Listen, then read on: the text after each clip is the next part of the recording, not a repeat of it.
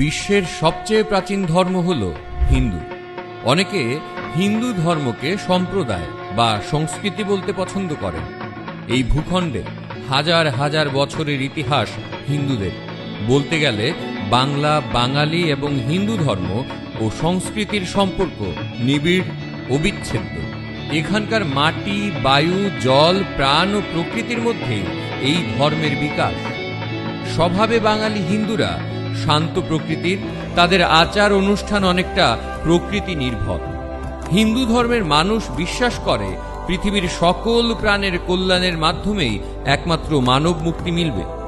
নানা মত ও পথকে ধারণ করে হিন্দু ধর্ম হয়েছে সমৃদ্ধ। হিন্দুরা বিশ্বাস করে জননী জন্মভূমি স্বর্গাদপি গরীয়সী, যার অর্থ মা এবং জন্মভূমি স্বর্গের চেয়েও বড়। কিন্তু সেই হিন্দুদের জন্মভূমি থেকে বিতাড়িত এবং ধর্মান্তরিত করতে নানা ষড়যন্ত্র চলছে কয়েক শত বছর ধরে। 40-এর দশকে মুহাম্মদ আলী জিন্নাহর নেতৃত্বে ধর্মভিত্তিক মানে হিন্দু মুসলমানদের জন্য আলাদা রাষ্ট্রের কথা বলা হয়, যা দ্বিজাতি তত্ত্ব হিসেবে পরিচিত। দ্বিজাতি তত্ত্বর মাধ্যমেই এই ভূখণ্ডে ধর্মীয় সম্প্রীতিতে আসে চূড়ান্ত আঘাত। শুরু হয় সাম্প্রদায়িক দাঙ্গা, হত্যা করা হয় হাজার হাজার হিন্দুদের, মুছে যায় হিন্দু নারীদের সিঁথির সিঁদুর। হিন্দুরা 14 পুরুষের ভিটে ছেড়ে নিঃস্ব হয়ে পাড়ি দেয় অনিশ্চিত গন্তব্যে। 1947 সালে 14 আগস্টে সংখ্যাগরিষ্ঠ পূর্ব বাংলার মুসলিম ও পাঞ্জাব, হিন্দু, বালুচিস্তান মিলে তৈরি হয় মুসলিমদের জন্য আলাদা রাষ্ট্র পাকিস্তান। বলা হয়েছিল পাকিস্তান মুসলিম রাষ্ট্র হলেও সেখানে সব ধর্মের মানুষের অধিকার রক্ষা করা হবে। কিন্তু সদ্য জন্ম নেওয়া পাকিস্তানে শুরু হয় হিন্দু শূন্য করার নানা কৌশল। মুসলিম হয়ে আমরা বেঁচে আছি, তা মুসলিম হয়েছি তো ভয়ের মুসলিম। ওরা যখন নামাজ পড়তো আমরা বলতাম ভগবান, ওরা তো কইতো আল্লাহু আকবার, আমরা তো মনে মনে বলতাম ভগবান তুমি যা করো। তিন দিকে রাস্তা নিয়ে ফায়ার করতে করতে এসে আমাদের বাড়ি সব ঘেরা দিয়ে দেয়। তো বড় বাগান, আমাদের বাড়িটা হয়েছে রান্না করছি, খাইতে পারি নাই, না চালিতে ফুয়া পুকুরে বাসায় দিয়ে যাইতে বাবা কি নিয়ে যে খাবার হালাই দেবে, আর তারাই ডাকা দিয়ে ফুয়ে আমরা দৌড় দিতাম। কি করবো, আমাকে তো বাঁচবার উপায় নাই। এদেশের হিন্দুদের তখন তৃতীয় শ্রেণীর নাগরিক হিসেবে গণ্য করা হতো। হিন্দুদের রেখে যাওয়া সম্পত্তিকে বলা হতো এনিমি প্রপার্টি বা শত্রু সম্পত্তি। ভারত বিভক্তির 24 বছর পর দ্বিজাতি তত্ত্বকে ভুল প্রমাণ করে হিন্দু, মুসলমান, বৌদ্ধ, খ্রিস্টান সবাই কাঁধে কাঁধ মিলিয়ে সাম্প্রদায়িক রাষ্ট্র পাকিস্তানের বিরুদ্ধে লড়াই করে জন্ম দেয় সেকুলার স্বাধীন বাংলাদেশে।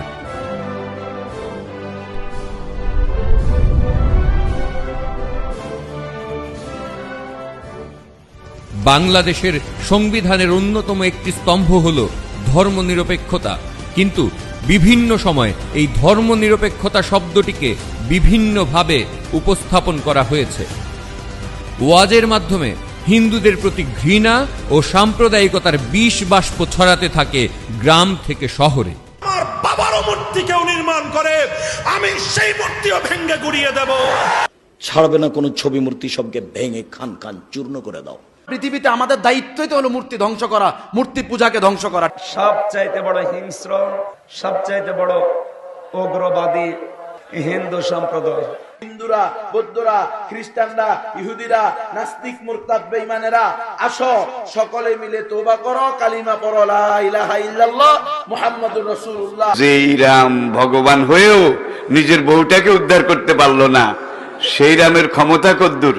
তার গদ্দারের উপর ধরে খুব পারবি। এখানে যদি পূজা হয় আমরা ধর্মকর্ম পালন করতে পারবো না, আমাদের মসজিদে না আজান হতে পারবে না, নামাজ সুন্দরভাবে হবে। বাংলাদেশের ধর্মভিত্তিক সাম্প্রদায়িকতা উগ্র রূপ ধারণ করেছে, যা শান্তিকামী মানুষের জন্য অশনি সংকেত। হিন্দু নির্যাতনের শুরু আছে, কিন্তু এর শেষ নেই। আজকে শুধু নতুন বাংলাদেশের 5 আগস্ট 2024 থেকে 5 অক্টোবর পর্যন্ত 3 মাসে হিন্দুদের উপর নির্যাতনের কিছু তথ্য তুলে ধরব। 2024 সালে বৈষম্য বিরোধী ছাত্র আন্দোলনে, কোটা সংস্কার আন্দোলন ও পরবর্তীতে অসহযোগ আন্দোলনের পরিপ্রেক্ষিতে 5 আগস্ট প্রধানমন্ত্রী শেখ হাসিনার পদত্যাগে মন্ত্রিসভা বিলুপ্ত হয়। অনেকে ভাবতে থাকেন এইবার মনে হয় হিন্দুদের দুঃখ দুর্দশা কমতে থাকবে, কারণ আন্দোলনের মূল বক্তব্য ছিল বৈষম্যহীন বাংলাদেশ গঠন। কিন্তু দ্বিজাতি তত্ত্বের ভূত সংখ্যাগরিষ্ঠ মানুষের মধ্যে রয়ে গেছে। ক্ষমতার পরিবর্তনের সাথে সাথে সবাই ভুলে যায় আন্দোলনের স্লোগান। সাম্প্রদায়িক শক্তি ঝাঁপিয়ে পড়ে নিরীহ হিন্দুদের ওপর।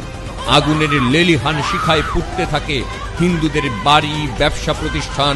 মব জাস্টিস নামে হিন্দু শিক্ষক এবং সরকারি কর্মকর্তাদের পদত্যাগে বাধ্য করা হয়।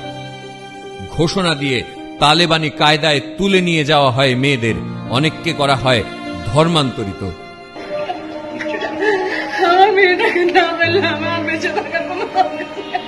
আমি ওসি সাহেবকে বলেছি এবং টেকনাফ থানায় এসে আমরা বুঝতে পারলাম এখানে আইনগত সহযোগিতা ওনারা দেন। ইতিহাসে আরেকবার হিন্দু নিধন শুরু হয়।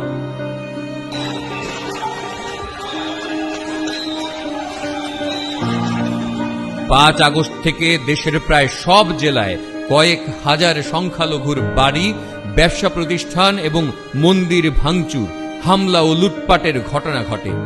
ধর্মের নামে অর্গানাইজড ক্রাইম হতে থাকে গ্রাম থেকে শহরে। এই মুহূর্তে আগুন জ্বলছে, আলো গাড়ি ম্যানেজার পারে।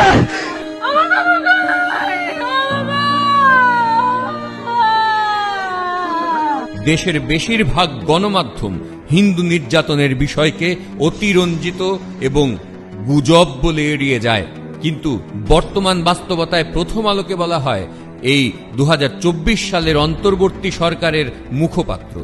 তবে এই পত্রিকার গ্রহণযোগ্যতা বাংলাদেশের যে কোনো গণমাধ্যমের থেকে বেশি।